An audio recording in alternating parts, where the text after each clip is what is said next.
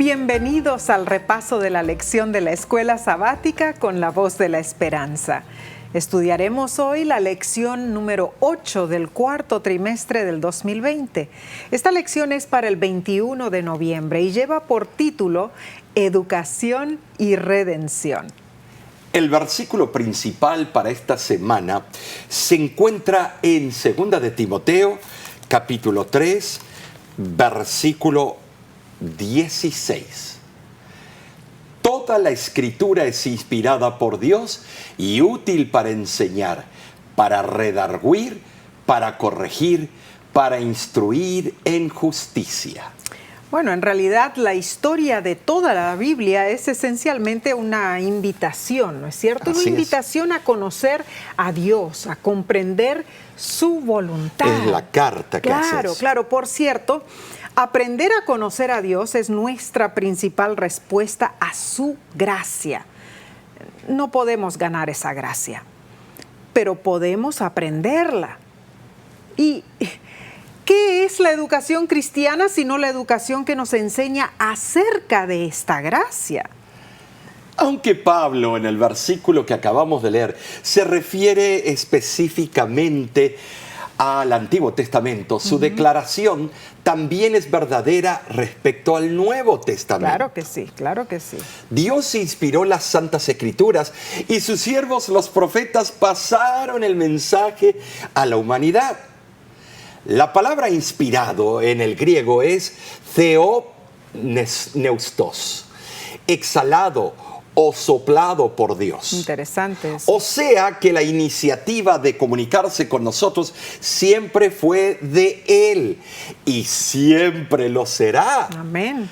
El apóstol Pablo presenta por qué la Biblia hace al hombre sabio para la salvación. Porque la Biblia es el pensamiento de Dios comunicado a los hombres. La vitalidad de las Escrituras se debe a la vida que Dios ha alentado en ellas, que ha soplado en ellas. Wow, tremendo. Es increíble. La persistencia de su encanto y su idoneidad para satisfacer cada necesidad humana es increíble. Es algo maravilloso.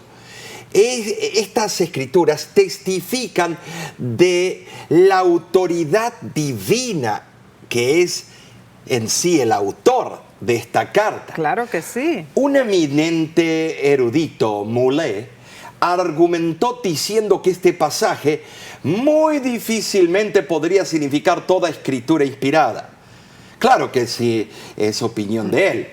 Y es mucho más probable que signifique el conjunto de la Escritura es inspirado. Siempre buscando la manera para ir por la tangente y buscar ciertos pormenores en las Escrituras para discutir. Es cierto. Sabemos, nosotros lo aceptamos por la fe, que toda Escritura es inspirada divinamente. Claro que sí. Y una cosa es cierta, la Biblia es el único libro de texto para la salvación de la humanidad. Solo Dios puede ofrecer la salvación al ser humano. Solo Dios puede revelar la naturaleza y los alcances de esa salvación.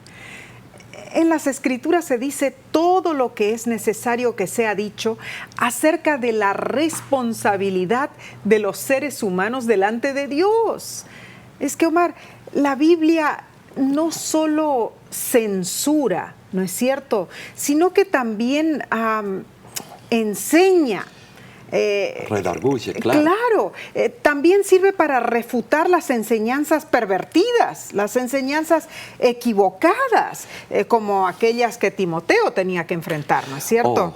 En ese tiempo se tenía que enfrentar tantas cosas.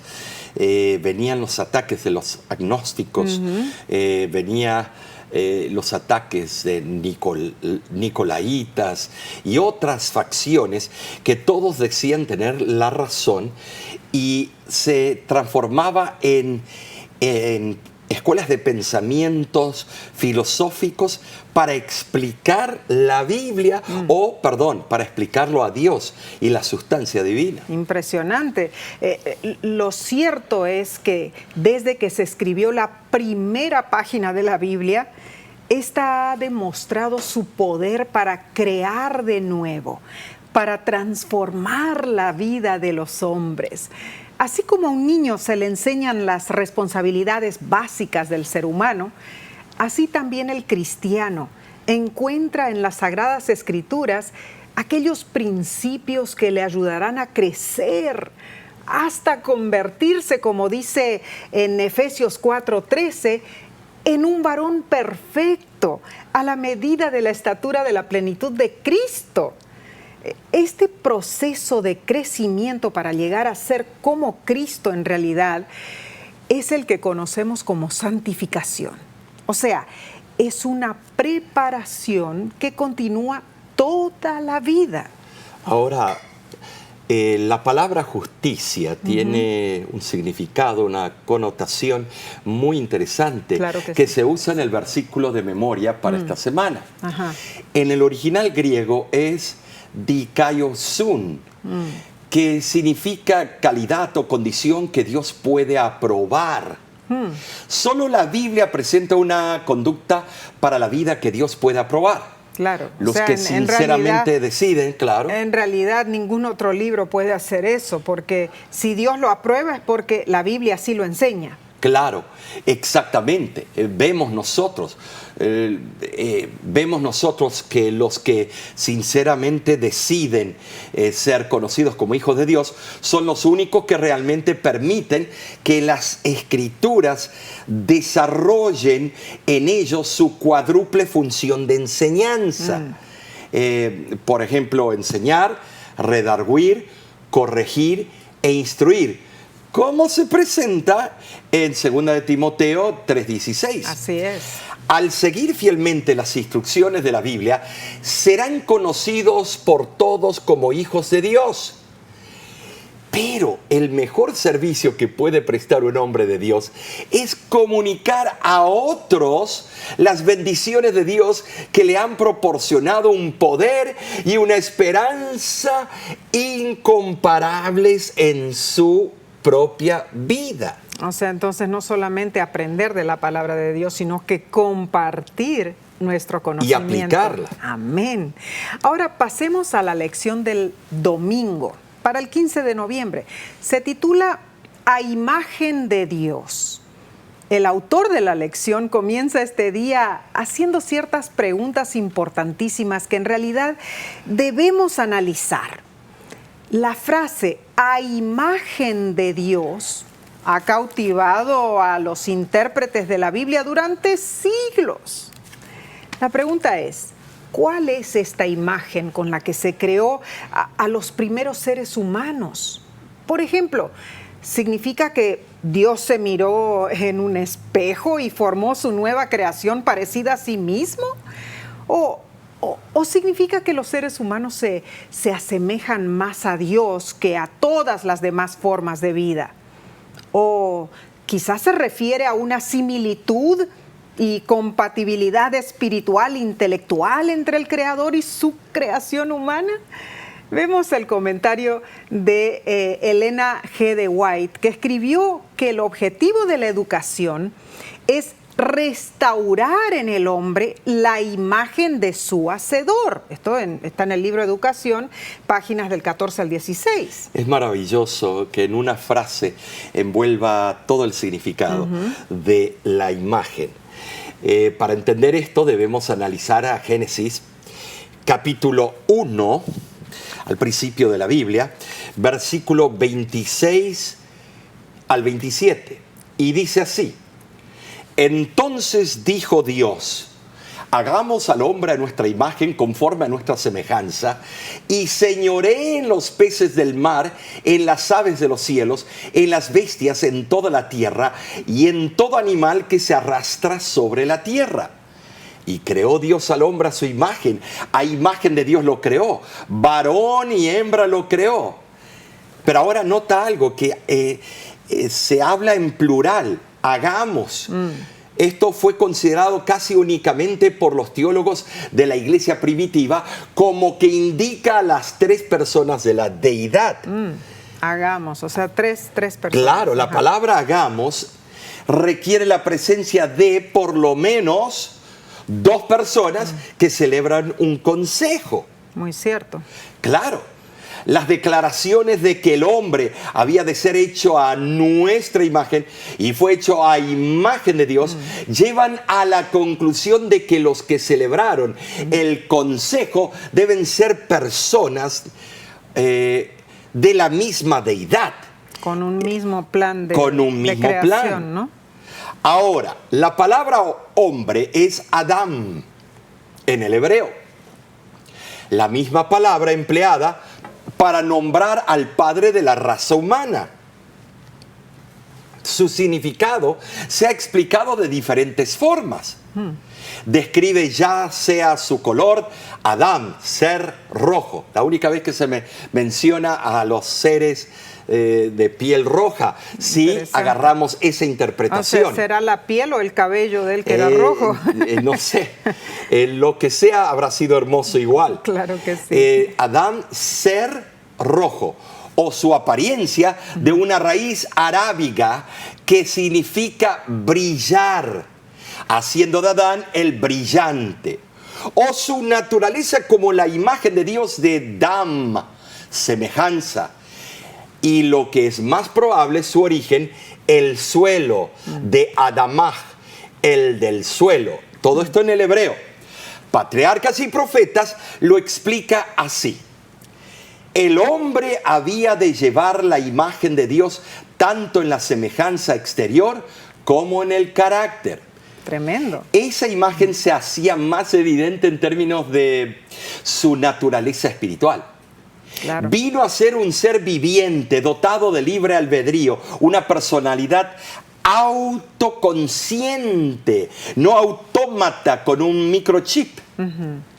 Dios tenía el plan, sí, de que el ser humano sea su representante, y para ser representante tiene el derecho a elegir entre dos polos opuestos. Y hacer sus propias decisiones, lógicamente. Una autora dice hacer el virrey o visrey de Dios aquí en la tierra, wow, sobre este planeta. Es digno de notarse el uso de singular su, o sea, a su imagen. El plural hagamos del versículo 26 revela que la deidad posee pluralidad en la unidad que hay entre ellos, al paso que el versículo 27 hace resaltar que la pluralidad de Dios no niega su unidad. Evidentemente en sí, vemos nosotros, Dios planificó este proceso de educación que conocemos también cuando al distinguirnos de muchas otras formas de vida, nos hizo a su imagen. Wow. Es interesante, lo hizo para poder enseñarte a ti y a mí. Esto es increíble. Ahora, lo hizo para que podamos aprender de Él, hasta que su imagen, o sea, su mente, se refleje en la nuestra. O sea, su carácter reflejado en el nuestro.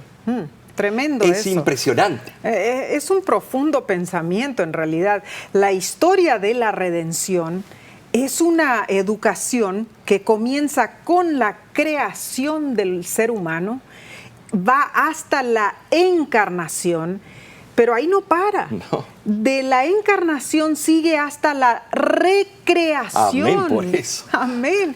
Bien lo menciona la lección que Dios es un maestro y el cielo es una escuela por la eternidad.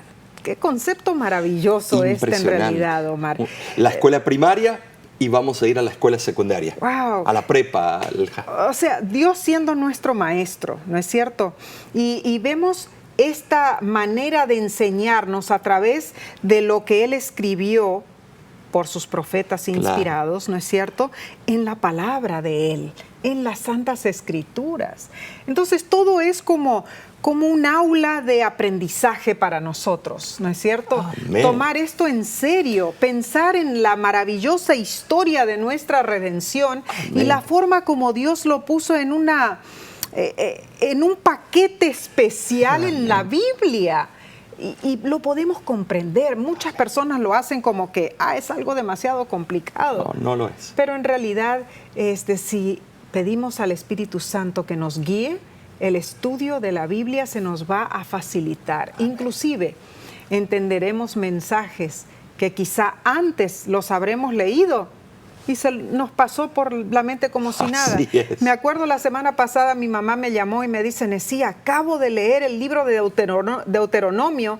Dice, y no me acuerdo qué capítulo era, pero ella me mencionó, estaba leyendo del capítulo tal al capítulo tal, y es la primera vez que veo que Dios no solamente daba las leyes al pueblo de Israel, sino que se preocupaba por cada necesidad de ellos como un padre se preocupa por sus hijos. Yo le digo, mami, la palabra de Dios es clara en eso. Y ella dice, lo leí tantas veces, pero es la primera vez que realmente se registra en mi mente. Por eso es saludable que muchas veces en nuestra vida le hagamos el año bíblico. Claro. Para repasar los conceptos y agarrar lo que pasamos por alto en las otras veces que leímos la Biblia. Claro que sí. Ahora, vamos a entrar al repaso del día lunes, pero antes tomaremos una corta pausa. Volvemos en un instante, no te vayas.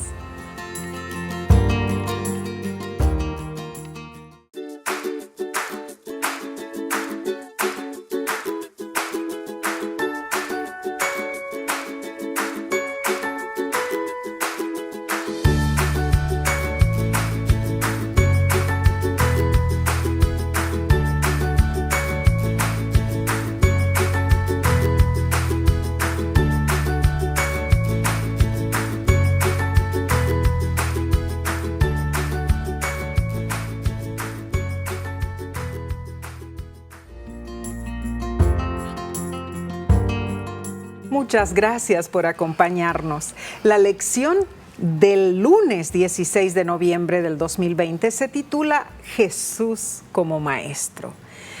Ahora pensemos que las Escrituras, Omar, utilizan varios títulos para describir a Jesús. Él es el Hijo de Dios, Él es el Mesías, ¿no es cierto? Él es el Hijo del Hombre, Él es el Hijo de Salvador, Hijo de David, Él es el Redentor, Él es nuestro Señor, Él es el Cordero de Dios y existen muchas otras, ¿no es cierto? Pero para quienes lo conocieron mejor, durante esos 3 años y medio de ministerio público en Judea y Galilea, Jesús era un maestro y lo llamaban así, maestro o rabí. Ambas palabras significan lo mismo, a saber, maestro. Jesús fue el maestro por excelencia. Esto denota que lo más importante en el camino de la salvación es la enseñanza. En el libro de Isaías, capítulo 11, versículos del 1 al 9, se revela la función docente de Jesús y leo. Saldrá una vara del tronco de Isaí, y un vástago retoñará de sus raíces, y reposará sobre él el espíritu de Jehová. Espíritu de sabiduría y de inteligencia, espíritu de consejo y de poder, espíritu de conocimiento y de temor de Jehová. Y le hará entender diligente en el temor de Jehová. No juzgará según la vista de sus ojos, ni arguirá por lo que oigan sus oídos, sino que juzgará con justicia a los pobres y arguirá con equidad por los mansos de la tierra. Y herirá la tierra con la vara de su boca, y con el espíritu de sus labios matará al impío, y será la justicia cinto de sus lomos, y la fidelidad ceñidor de su cintura. Morará el lobo con el cordero, y el leopardo con el cabrito se acostará. El becerro y el león y la bestia doméstica andarán juntos, y un niño los pastoreará. La vaca y la osa pasarán, sus crías se echarán juntas, y el león como el buey comerá paja. Y el niño de pecho jugará sobre la cueva del áspid, y el recién destetado extenderá su mano sobre la caverna de la víbora. No harán mal, ni dañarán en todo mi santo monte, porque la tierra será llena del conocimiento de Jehová, como las aguas cubren el mar. Es interesante en sí Qué lindo, ver que los primeros 3 versículos identifican al Mesías como un educador. Claro. ¿Y qué aprendimos en este versículo? Que Él es nuestro maestro y nos muestra lo hermoso que va a ser esa escuela secundaria. Claro que sí. Pero nota algo, si pescamos un poquito, ahí se usa la palabra buey, o sea que en la tierra nueva va a haber bueyes. Y también se usa de que va a haber áspides, víboras, Wow. pero que no van a morder, que no van a ser venenosas. Es interesante, ahí vemos animales que muchos de nosotros no pensábamos que iban a existir, primero por la maldición a la serpiente, pero te das cuenta lo que dice allí, es una profecía para el tiempo del fin. Claro, Ahora veamos, tremendo, tremendo. y termina diciendo que la tierra será llena del conocimiento de Jehová.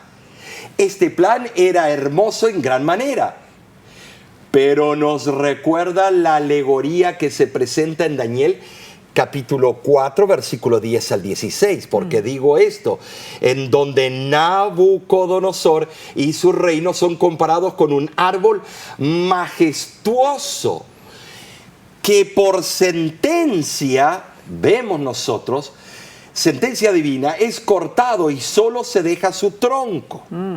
Interesante. Dios tenía grandes planes para la nación hebrea cuando fue establecida. Tenía el propósito de que fuera mensajera de luz y verdad para el mundo. Así y es. que su influencia benéfica aumentara hasta que abarcase toda la tierra con el conocimiento de Jehová. Así, transmitiendo vida, y esa vida, paz para todos sus habitantes. Pero es maravilloso, pero ya sabemos lo que pasó. Su pueblo no lo aceptó. Pero ahora te das cuenta que Dios describe la tierra nueva con animales que no esperábamos allí. De verdad no sabemos si en ese momento se estaba hablando simbólicamente para llegar al corazón del pueblo de Dios y explicarles que ya no va a haber pecado, y esos animales o esos reptiles y lo otro que antes mordían no morderán. Sea lo que sea, yo quiero estar allí. Amén, amén. Es que en realidad todo el plan que Dios hizo para el pueblo de Israel, ¿no es cierto?, era un plan perfecto, magnífico. Lo que sucedió es que el pueblo no lo aceptó, se Claro. desvió, ¿no es cierto? Pero pensemos en esto, cuando Jesús vino a la tierra, Él enseñó sobre el temor de Jehová, a la vez que la necedad de los caminos de los impíos y la sabiduría de la justicia. También Jesús presentó evidencias innegables de que Él era el Mesías. Pero había un notable contraste en el espíritu del Mesías que había sido prometido y el espíritu del pueblo de Israel en aquella época. En la descripción del rey ideal de Salmo capítulo 72, siempre se hace resaltar la justicia, la equidad, la misericordia y la comprensiva consideración de la necesidad de los pobres y los oprimidos. Pero el Maestro Jesús también vino a argüir y a herir la tierra desobediente. En los versículos de Isaías se describe al Mesías que viene a la tierra para subyugar a sus enemigos y para tomar el reino. En Apocalipsis 1:16 se presenta a Cristo como si tuviera una espada aguda de 2 filos en la boca. ¿Se imaginan lo que es eso? Wow. Y en segunda de Tesalonicenses capítulo 2, versículo 8, dice que destruirá al inicuo con el espíritu de su boca. Interesante en sí esto, porque no lo pintamos a Dios de esta manera. No. Pero llegará un momento que Él tiene que corregir esto. Claro, Tiene claro. que corregir. Cristo creó todas las cosas por la palabra de su boca. Salmos 33, versículos del 6 al 9, así lo afirman. Y Juan capítulo 1, versículos del 1 al 3. Así es. Así también destruirá todo lo malo de la misma manera. Entonces creó con la palabra de su boca. Y va con su palabra a dar la orden de la destrucción y Ay, desatar ay, ay, los ay. arsenales de la tierra. Tremendo eso. Entonces los seguidores de Cristo debemos llevar la misma vestidura de justicia que lleva Él. Amén. El reino de Cristo que henchirá toda la tierra, Daniel 2.35, de la profecía de Daniel 2, será santo porque Dios es santo. Amén. Y porque sus habitantes compartirán, y esto es hermoso, Nesí, porque vamos a compartir la naturaleza divina. Él la comparte. Nosotros no somos mini dioses. No. Él nos da ese regalo para que nosotros vivamos para siempre. Ah, maravilloso privilegio. Yo quiero estar allí. Ah, gloria a Dios. Y esto nos hace en realidad recapacitar. Claro. ¿No es cierto? Si compartimos la naturaleza divina, según lo que el Maestro Jesús nos enseña, no habrá mal ni habrá daño, como dice allí en Isaías, porque los intereses de unos no estarán en pugna con los del otro. Es verdad. El bienestar de unos será el bienestar de todos. El egoísmo será cosa del pasado. El único pensamiento del hombre será hacer el bien a su prójimo y vivir para la gloria de Dios. ¡Ay, Si qué eso hermoso existiera hoy, será eso, sí. Omar! Si eso existiera hoy, Una no habría teoría. guerras, no tendríamos necesidad de policías porque, Sería felicidad porque perfecta. no habría crimen, todos Claro. respetarían la luz de tránsito. Nosotros los latinos, cuando vemos que está la luz verde y se prende la luz amarilla, no significa vayamos a parar. No, para nosotros es apriétale. En verdad, esta es una verdad punzante y real. Así es. En el comentario bíblico adventista, en la parte de Isaías, el volumen, a donde habla de Isaías, capítulo 11, comenta que en todas partes de la tierra se mostrará ante hombres y mujeres que Cristo, el Mesías, es el medio para ser salvos del pecado. Esto es un hecho. Los mensajeros de Cristo se presentarán ante la gente como representantes de Él que señalan a Jesús como portaestandarte para guiar a las gentes por el camino de la luz y la bendición. Ahora, en sí, los que se hallan a Cristo o que hallan a Cristo, perdón, o que van a Cristo, encuentran paz. Tú y yo sabemos eso en mi experiencia personal, paz y descanso, una paz que el mundo no puede dar. Hay cánticos que han sido hechos, Claro. himnos, Es cierto. y que los impíos nunca pueden conocer, Nunca. porque los impíos dicen paz. Hace unos días atrás se habló de la paz de los Estados Emiratos Árabes con Israel. Es una gran noticia que salió en CNN, en NBC.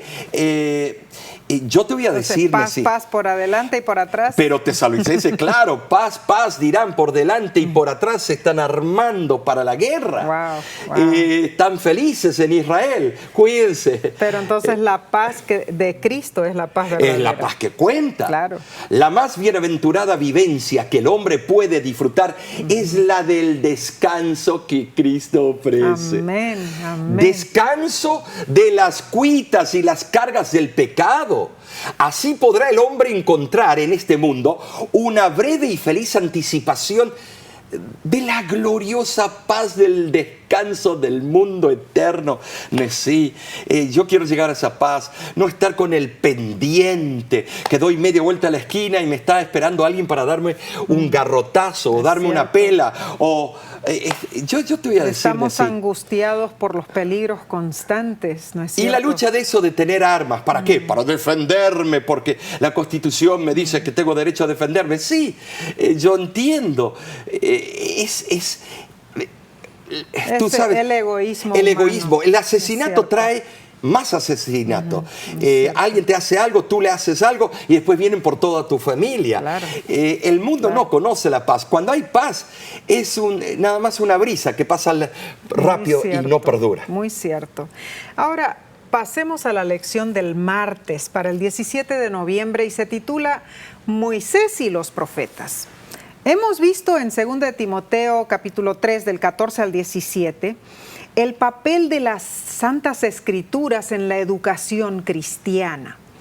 La palabra para la primera parte de la Biblia, o sea, la Torá, a veces se traduce como la ley, en parte porque hay muchas leyes en esos libros.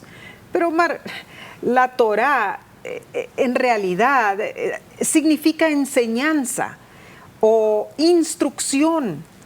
Y también vemos de parte de Moisés, ¿no es cierto? En Deuteronomio capítulo 17 allí, instrucciones que él dio para elegir a sus líderes que gobernarían la nación. O sea que todo se basa en leyes.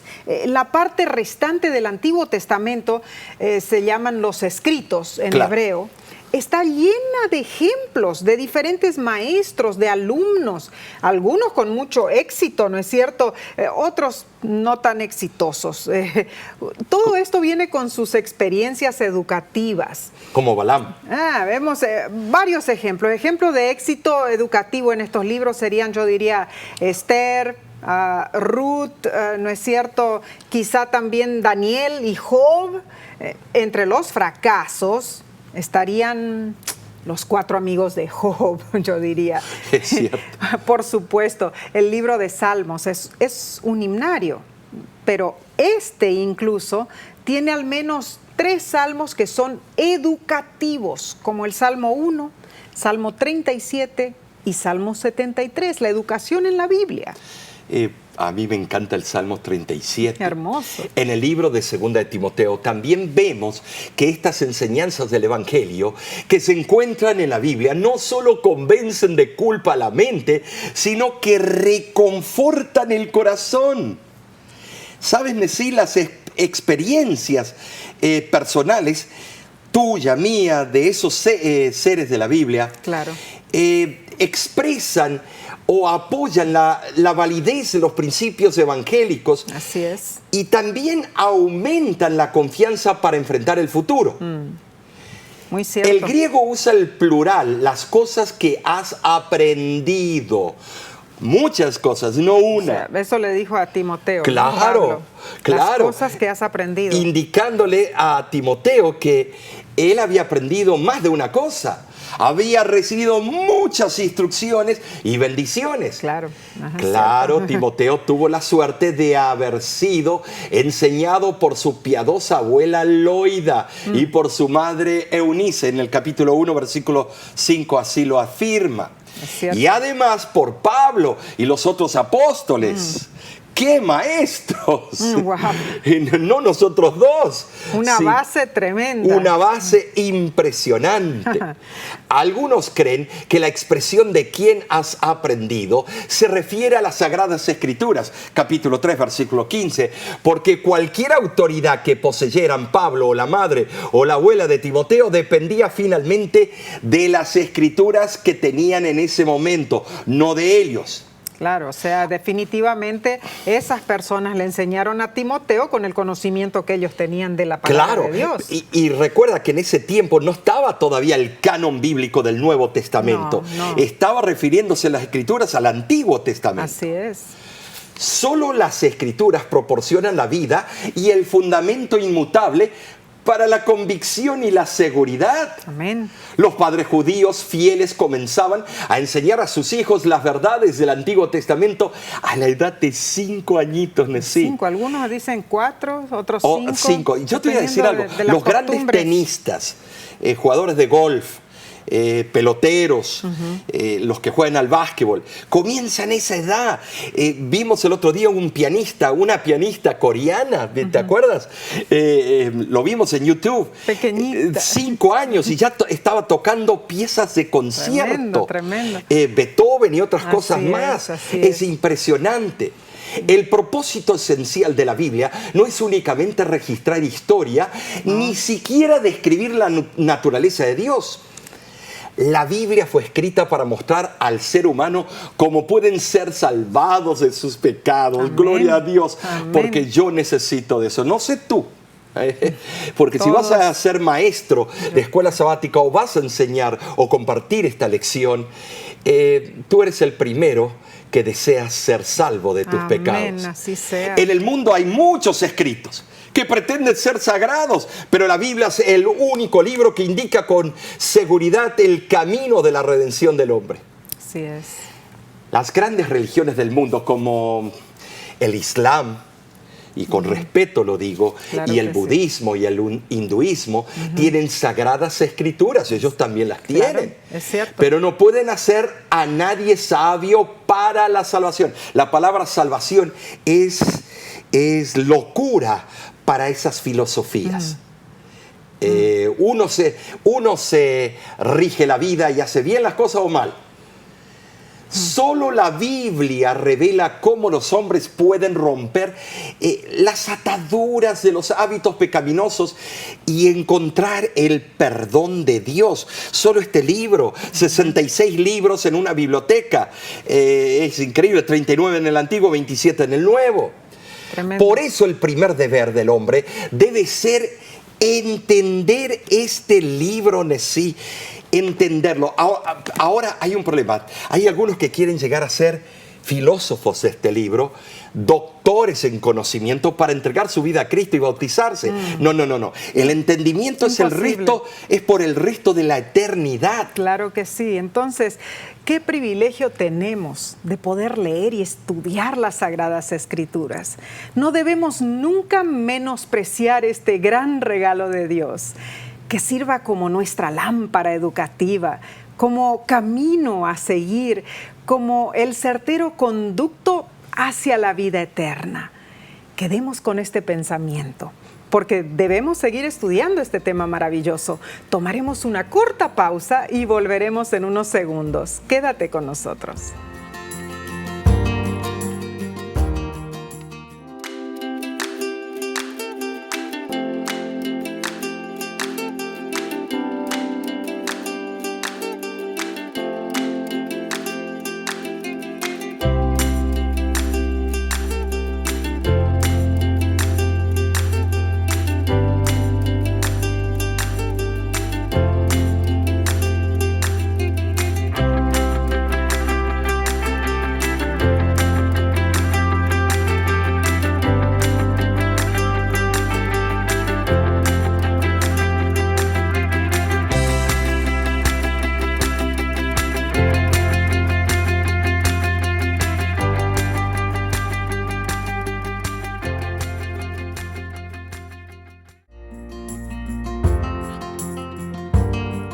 Te agradecemos por acompañarnos en este precioso estudio de la lección de la Escuela Sabática para el cuarto trimestre del 2020.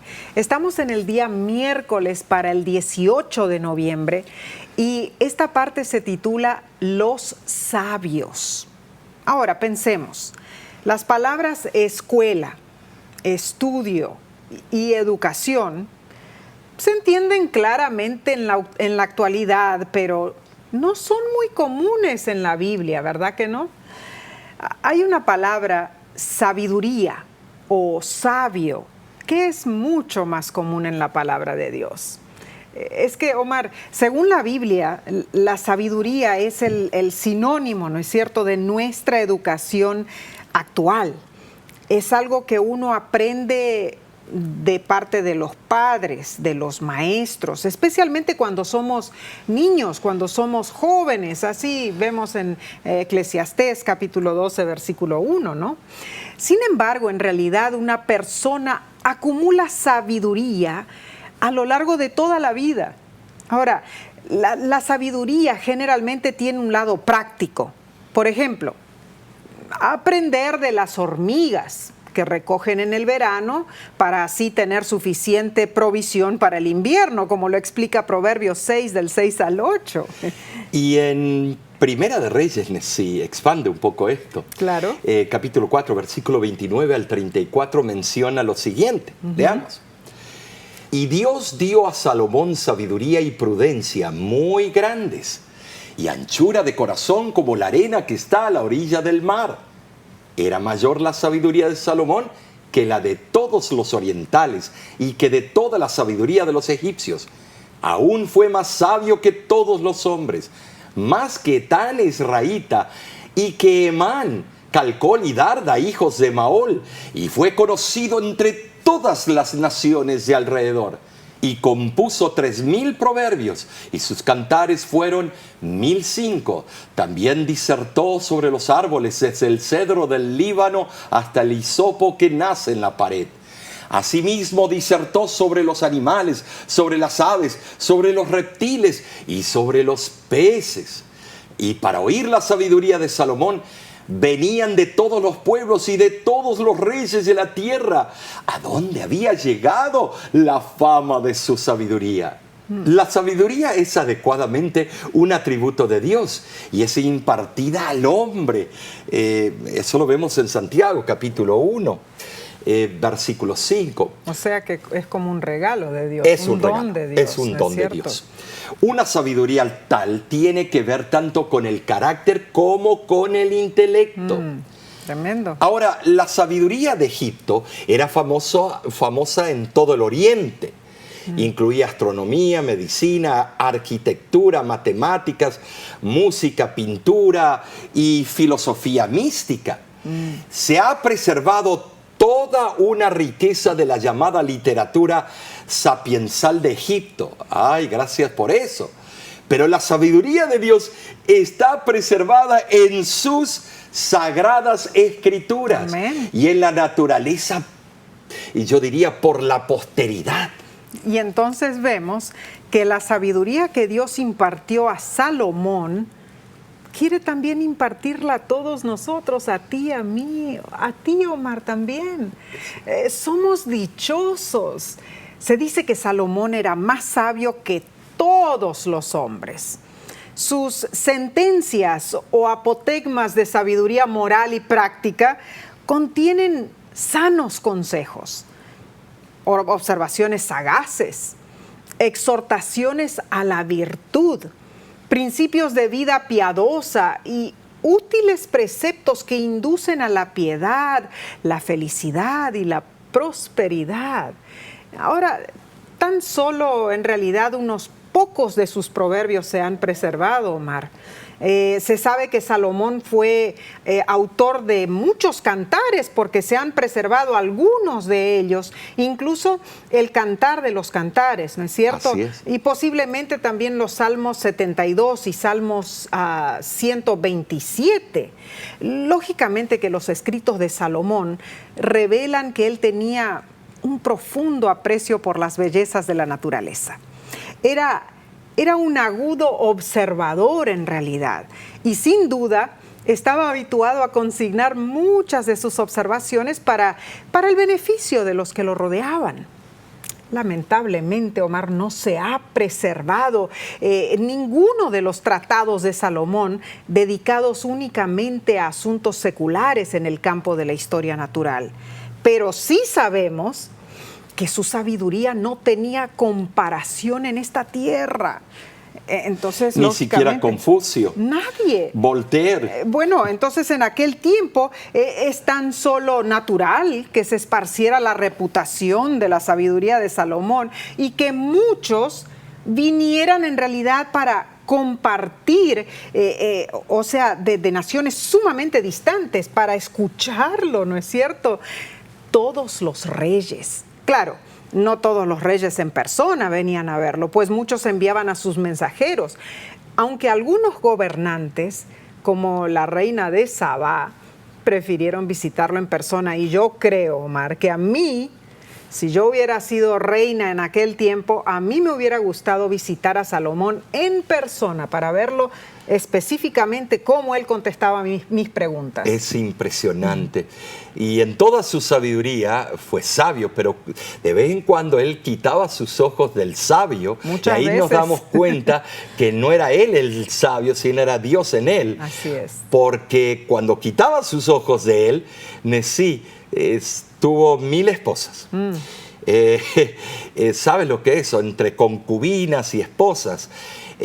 Aceptó los dioses paganos de cada una de ellos. La idolatría entró a causa de entró eso. la idolatría y sabemos los efectos en las próximas generaciones. Claro. La sabiduría siempre es de Dios y proviene de Él. Ahora, ¿por qué no pasamos a la lección del jueves 19 de noviembre?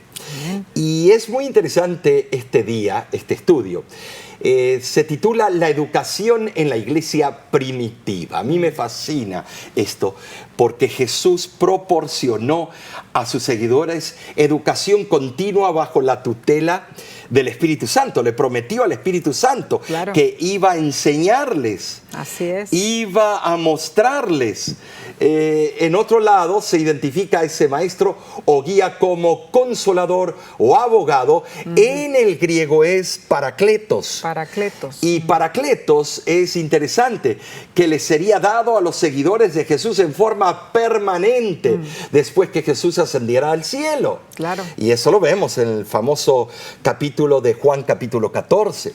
Así es. Ahora se lo identifica como el Espíritu de verdad. La obra del Espíritu indudablemente es educativa, especialmente en lo que respecta a buscar y encontrar la verdad. Ahora, el apóstol Pablo en 1 Corintios capítulo 2 muestra cómo uno de sus propósitos era educar y enseñar a los corintios cuando él estuvo allí. No con su propia sabiduría, sino dejando que el Espíritu Santo hablase por él. Pablo no trató de ganar a las personas mediante una retórica brillante, ni recursos extraordinarios de oratoria, digamos. Tampoco dependía Pablo de la sabiduría, es decir, lo que se reconocía en aquel tiempo, la filosofía, para probar la verdad del Evangelio. Ahora los corintios sabían muy poco de los temas divinos, lógicamente. Yo recuerdo, Omar, cuando nosotros visitamos allí la ciudad de Corinto, ¿no es cierto? Qué En Grecia. emocionante fue eso. Precioso en realidad. Y pudimos ver las ruinas del templo de Apolo. Recuerdo que nuestra guía, cuando nos llevaba por todas las ruinas de la ciudad, ¿no es cierto?, nos explicó que Corinto era una ciudad donde se comerciaba el supuesto amor. ¿No es cierto? Era pues necesario que Pablo instruyera a los nuevos conversos en los rudimentos del verdadero evangelio. Una brillante oratoria con palabras difíciles nunca iba a concordar con esa clase de enseñanza. Es que, Omar, el apóstol Pablo ya había usado ese tipo de enseñanza cuando estuvo en Atenas, ¿no es cierto? En una argumentación muy erudita que él había tenido allí, una discusión también bastante filosófica para combatir la idolatría, ¿no es cierto?, pagana de los griegos. El problema es que para Dios no es la filosofía. Claro que no. Para Dios es la sabiduría. Ahí está. La filosofía quiere usurpar la sabiduría de Dios. Y va a fallar, va a fallar. Así es, así es. Pablo, cuando él trató de hacer eso en Atenas, lo único que había logrado fue poquísimo éxito con todos esos esfuerzos. Entonces, al recordar su experiencia en Atenas, Pablo ahora decide adoptar un método diferente de predicación en Corinto. Interesante. Porque su plan era evitar las discusiones propias de un erudito y los argumentos sutiles y en su lugar presentar el sencillo relato de Jesús y su muerte expiatoria. Amén por eso. O sea, de que fue algo tremendo lo que él utilizó. El verdadero ministro de Dios siempre está consciente de sus propias limitaciones y debilidades. Es esta actitud lo que lo induce a depender más de Dios, en procura de fortaleza, en procura de sabiduría, para poder hacer la obra de Dios. Testimonios para la Iglesia dice lo siguiente: alcanzamos nuestro máximo poder cuando comprendemos y reconocemos nuestra debilidad. Debemos notar que ni en las discusiones privadas ni en la predicación pública dependía Pablo del poder persuasivo del razonamiento humano.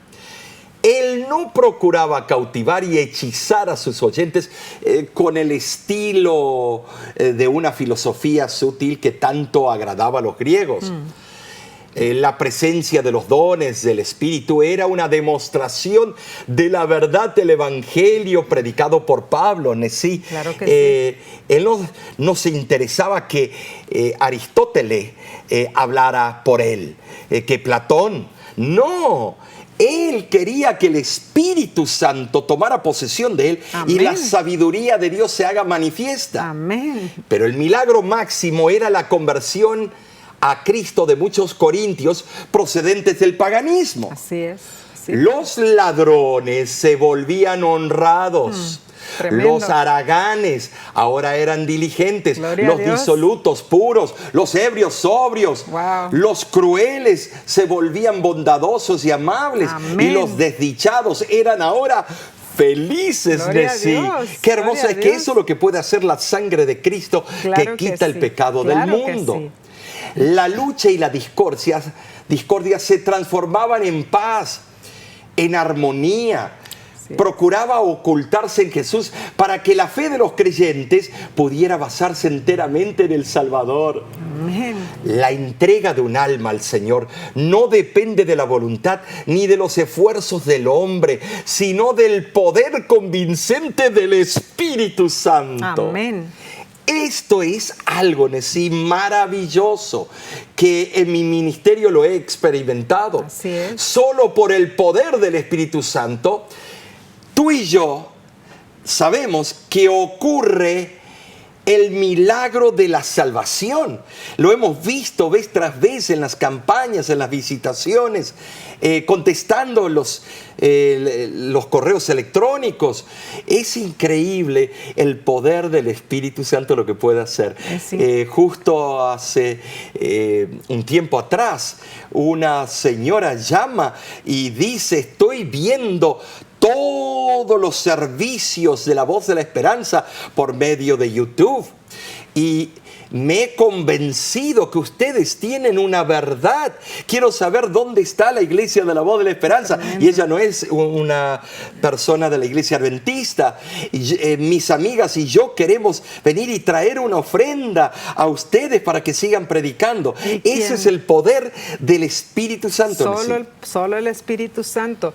En realidad, Jesús mismo indicó que la presentación de la doctrina debe adaptarse a las diversas etapas del crecimiento cristiano, dependiendo siempre del Espíritu Santo en la vida del predicador.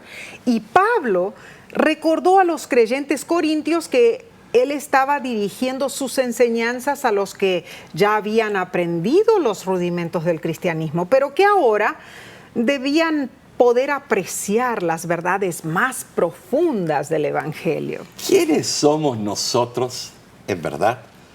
El hombre natural fracasa completamente en su apreciación de la sabiduría de Dios, porque es diametralmente opuesta a la filosofía de la vida que acepta el hombre. Así es. Aún los creyentes consagrados son incapaces de sondear la profundidad del significado del plan de salvación. Es que ningún predicador tiene ese don, Omar. Ese don solo proviene de Dios. Y yo te voy a decir algo. Toda mi vida me he pasado estudiando, predicando el mismo mensaje, y cada vez encuentro una nueva dimensión sobre la salvación. Amén. El hecho de que ni el ojo ni el oído puedan entender las cosas de Dios prueba que en realidad se necesitan otras facultades fuera de los sentidos físicos para entender las verdades espirituales. Muy cierto. La palabra corazón en el griego es muy conocida por nosotros los hispanohablantes. ¿Sabes cuál es? Cardia. Cardia. Cuando se dice a esa persona, cardíaco, un ataque cardíaco. Esa es la palabra en el griego de corazón. que se refiere al centro de las facultades humanas. No solamente esto que está aquí. Las experiencias de los inconversos no se pueden comparar en nada con la gozosa paz que proviene, que llega al corazón del pecador que se entrega a Cristo y recibe la dulce seguridad del perdón de Dios. Qué hermoso, Sí, qué hermoso. Yo te digo, Cristo es lo máximo, Cristo es todo para el hombre. Yo no sé por qué lo negamos, pero esto, ¿sabes? Cristo llega a ser todo para uno solo cuando ocurre a través del Espíritu Santo. Claro que sí. Ahora, entonces vemos esta importante lección que habla sobre la educación y la redención, ¿no es cierto? Precioso. Pero una escuela, la escuela de los cristianos, ¿no es cierto? Del más allá. ¿Qué quiso decir Elena de White cuando escribió El cielo es una escuela? El capítulo 35 del libro de Educación dice, la escuela del más allá, ¿no es cierto? Me gustaría leer esta cita de la hermana White. El cielo es una escuela, su campo de estudio, el universo, su maestro, el ser infinito. En el Edén se estableció una filial de esa escuela y una vez consumado el plan de redención, se reanudará la educación en la escuela del Edén. Cosas que ojo no vio, ni oído oyó, ni han subido en corazón de hombre, son las que Dios ha preparado para los que le aman. Únicamente por medio de su palabra se puede obtener el conocimiento de estas cosas y aún así se obtiene solo una revelación parcial. Entre la escuela establecida al principio en el Edén y la escuela futura se extiende todo el periodo de la historia de este mundo. Historia de la transgresión y el sufrimiento humano, del sacrificio divino y de la victoria sobre la muerte y el pecado. En la escuela de la vida futura no se hallarán todas las condiciones de la primera escuela del Edén. Ningún árbol del conocimiento del bien y del mal ofrecerá oportunidad a la tentación. No hay allí tentador ni posibilidad de injusticia. Todos los caracteres habrán resistido la prueba del mal y habrán dejado de ser susceptibles a su poder. Esa es la victoria final, Omar. Y así es. Esta semana hemos estudiado juntos esta etapa del aprendizaje. Espero que tú puedas aplicarlo en tu vida y testificarlo en la vida de los tuyos y los que te rodean. Y deseamos nosotros que tú te unas de vuelta con nosotros la próxima semana en este mismo canal, a donde estudiaremos el repaso de la escuela sabática. Te esperamos y es nuestro deseo de que Dios te bendiga a ti y a los tuyos.